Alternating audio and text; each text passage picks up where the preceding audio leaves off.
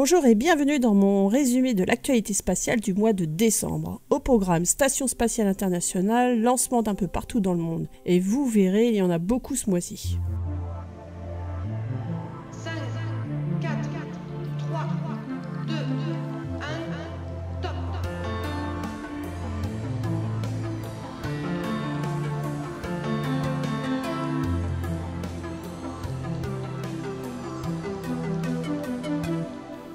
On commence avec l'ISS. Luca Parmitano et Andrew Morgan ont réalisé une troisième sortie spatiale pour la réparation et la rénovation de l'expérience AMS, le spectromètre dédié à l'analyse des particules cosmiques sur l'ISS. Les deux astronautes ont installé avec succès un nouveau système de refroidissement. Luca Parmitano a effectué désormais 5 sorties spatiales en 2 missions et Andrew Morgan en est désormais à 6 EVA depuis son arrivée sur la station en juillet dernier.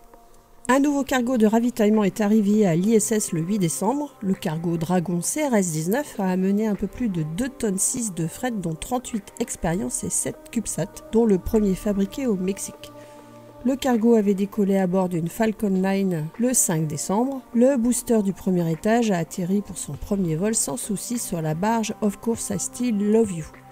A noter que le deuxième étage du lanceur a fait un vol long de 6 heures en orbite pour des mesures de l'environnement thermique dans ses réservoirs de propergol avant de se consumer finalement dans l'atmosphère terrestre. Le cargo Dragon CRS-19, dont c'est la troisième mission, donc 2 réutilisations, doit rentrer sur Terre le 5 janvier prochain.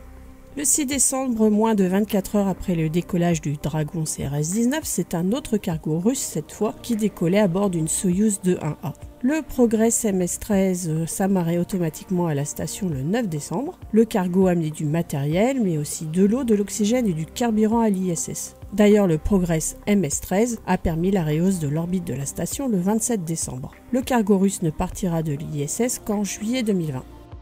Le 20 décembre, le vaisseau sans équipage Starliner décollait sans problème à bord d'une fusée Atlas V pour un vol d'essai nommé OFT pour Orbital Flight Test. Après la séparation au lanceur, le vaisseau n'est pas arrivé à se mettre sur une orbite d'insertion vers l'ISS. Malheureusement, l'anomalie est arrivée au même moment qu'une interruption de communication prévue entre le vaisseau et le centre de contrôle, et ce dernier n'a pas pu prendre les commandes du Starliner à temps. Un défaut d'horloge à bord du Starliner ayant entraîné la consommation de trop de carburant, la NASA et Boeing ont alors décidé d'abandonner la mission vers l'ISS.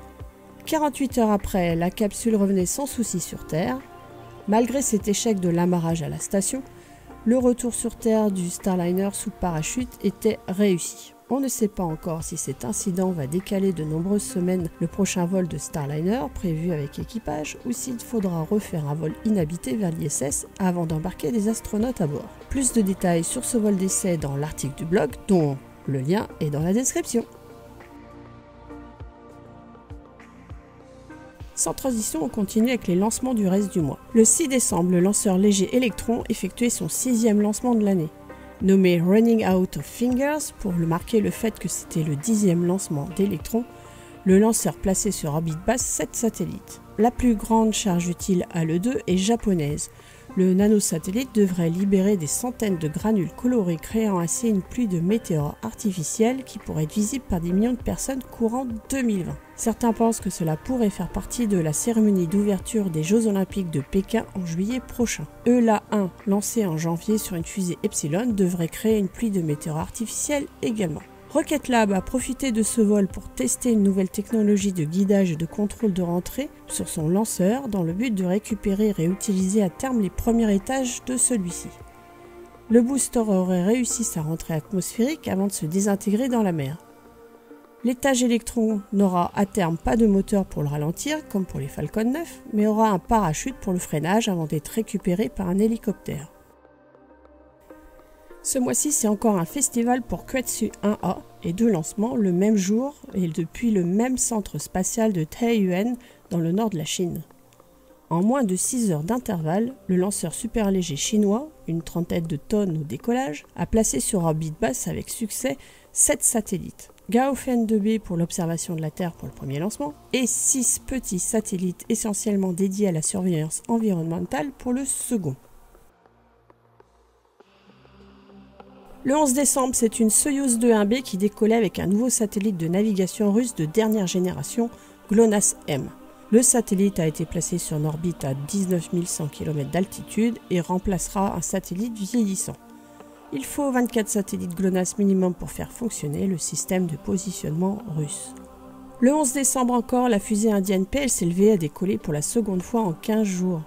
Le satellite RISAT-2BR1 était la charge utile principale, un satellite espion d'imagerie radar pour l'armée indienne, qui va compléter la mission du satellite RISAT-2B lancé en mai dernier.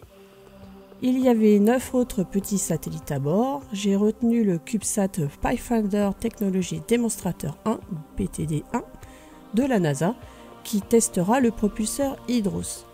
C'est un système de propulsion qui utilise l'énergie des panneaux solaires du satellite pour électrolyser l'eau, la divisant en hydrogène et oxygène, qui sont ensuite utilisés pour propulser le satellite. Hydros devrait être capable de générer 1 Newton de poussée. C'était le 50e vol d'une PSLV. Le 11 décembre encore, la fusée suborbitale New Shepard de Blue Origin réalisait son 12e vol, le 6e pour un même booster. C'était le 6e vol également pour la capsule qui emmenait des expériences en microgravité, mais aussi des milliers de cartes postales comportant des dessins et des messages d'enfants dans le cadre du Club for the Future. Cette initiative, lancée en mai dernier par Jeff Bezos, le fondateur de Blue Origin et d'Amazon, vise à inspirer les générations futures, les encourager à embrasser des carrières scientifiques et imaginer l'expansion future de l'humanité dans l'espace.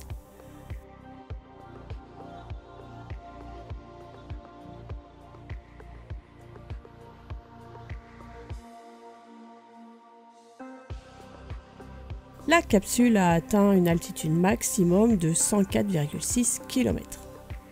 Cette troisième mission de l'année devrait être l'un des derniers vols sans équipage avant, on l'espère, un premier vol habité en 2020.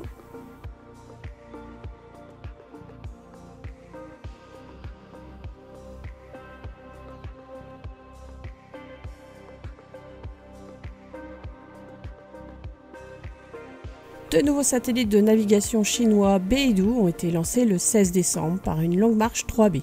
Désormais, les 24 satellites en orbite moyenne à 21 800 km sont de dernière génération et le système chinois devrait être complètement opérationnel en 2020. Le 17 décembre, c'est le 13e décollage de l'année pour SpaceX. Le booster du premier étage de la Falcon 9 a été récupéré après son atterrissage sur une barge. SpaceX a tenté de récupérer les deux demi-coiffes à l'aide de ces deux bateaux équipés de grands filets, mais les aurait manqué de peu. La coiffe aurait quand même été récupérée dans la mer. 33 minutes après le décollage, le satellite de près de 7 tonnes, JCSat 18 Pacific 1, était déployé. C'est un satellite dont la capacité en bande K et KU sont partagées entre deux opérateurs. Le 18 décembre, grosse mission pour la Soyouz guyanaise d'Arianespace. Pas moins de 5 charges utiles, toutes pour des institutions européennes. La charge utile principale était le satellite Cosmos SkyMed SG1, un satellite d'observation radar à synthèse d'ouverture SAR, fabriqué par Thales Alenia Space Italy pour le compte de l'agence spatiale italienne et le ministère de la Défense italien. Ensuite, il y avait CHEOPS pour Characterizing Exoplanet Satellite, satellite de caractérisation des exoplanètes, fabriqué par Airbus Space Espagne, un petit télescope spatial développé par l'ESA et le Bureau spatial suisse. Son objectif ne sera pas de détecter de nouvelles exoplanètes, mais d'observer celles déjà connues, proches de notre système solaire, de quelques dizaines à quelques centaines d'années-lumière quand même, pour en déterminer le rayon avec une précision de l'ordre de 10%, leur masse, leur densité et dans certains cas si elles ont une atmosphère. Et il y avait également 3 CubeSats à bord, le CubeSat 12U Angels, le premier CubeSat industriel français fabriqué à Toulouse par Emeria, une filiale de Nexeia, avec l'aide du CNES, dédié à l'Internet des objets. Le CubeSat 3U iSat a été développé par des étudiants français dans le cadre du projet Janus du CNES. Il doit étudier la lumière zodiacale et l'image de la Voie lactée. Et le dernier CubeSat, OPSAT, un CubeSat 3U construit par la société américano-italienne TIVAC pour le compte de l'ESA pour le test de nouveaux moyens de contrôle de satellites. Le 20 décembre, un nouveau lancement chinois avec cette fois-ci une Longue March 4B et en tout 9 charges utiles. Le satellite principal était le satellite d'observation de la Terre CBERS 4A, un co-développement entre Chine et Brésil. 8 autres petits satellites ont été déployés, dont un CubeSat construit en Chine mais donné à l'Éthiopie. Le 24 décembre, c'est le satellite météorologique russe Elektro L3 qui a été placé avec succès sur une orbite géostationnaire par une fusée Proton.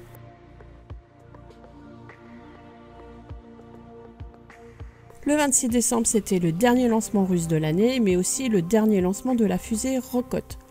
Le lanceur est mis à la retraite après 3 vols d'essai et 31 vols opérationnels, dont 2 échecs, surtout en raison de la présence de composants de fabrication ukrainienne.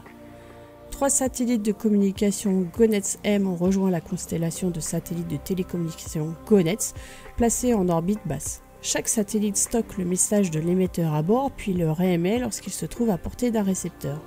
Cela permet de servir les régions septentrionales de la Russie, difficilement couvertes par les satellites de télécommunication en orbite géostationnaire classique.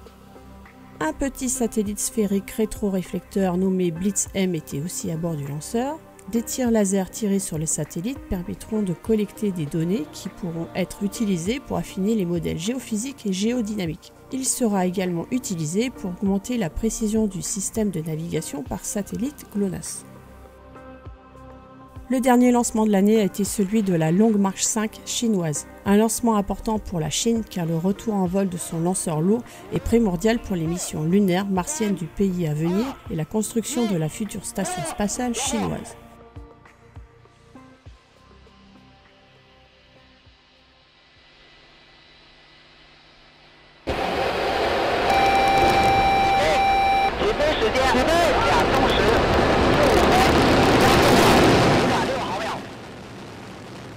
Ce lancement intervenait plus de 2 ans après l'échec du deuxième lancement de la Long March 5 en 2017. Le gros satellite de télécommunication Shijian 20, 8 tonnes au lancement, s'est séparé avec succès de l'étage supérieur et est entré en orbite de transfert géostationnaire 40 minutes après le décollage. On termine avec un petit sujet sur l'exploration du système solaire. Courant décembre, la NASA a annoncé le site de prélèvement sélectionné pour la mission OSIRIS-REx. L'orbiteur doit collecter des matériaux à la surface de l'astéroïde Bennu en 2020 et ce sera sur le site nommé Rossignol. Les sites candidats avaient été désignés selon les noms d'oiseaux qu'on peut trouver en Égypte, thématiques des noms de la mission. D'ailleurs, c'est une mission qu'on suivra en 2020 et les années suivantes car le retour d'échantillons sur Terre est prévu en 2023. Voilà, c'est fini pour décembre. Une actualité spatiale encore très riche. N'hésitez pas à commenter et poser des questions. Je vous prépare un résumé de l'actualité spatiale de 2019 en images, donc abonnez-vous si vous voulez ne pas le rater. Et surtout, continuez de rêver.